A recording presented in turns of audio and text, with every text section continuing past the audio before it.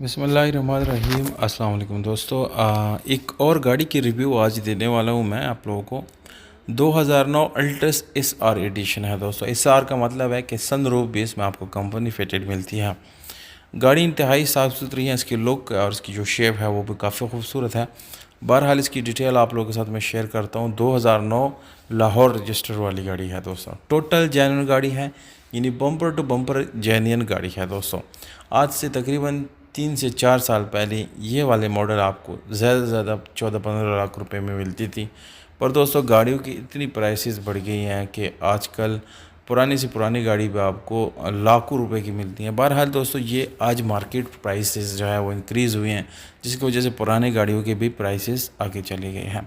Automatic transmission है, गाड़ी का लोकेशन जो है वर्सक पेशावर है। कॉन्टैक्ट नंबर आप लोगों को नज़र आ रहा है दोस्तों। डिमांड 36,50,000 रुपये है। 35-50 इसकी फ़ाइनल डिमांड है। जो लोग लेना चाहते हैं या वो जो है ये सोच रहे हैं कि हम इसे ख़रीदें, तो दोस्तों 35-50 इसकी फ़ाइनल डिमांड है, इससे कम वाले रब्ता ना करें।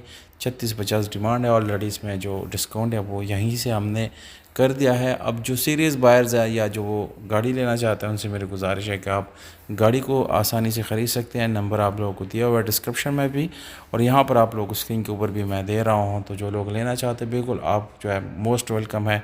इंशाल्लाह आप गाड़ी को बहुत आसानी से खरीद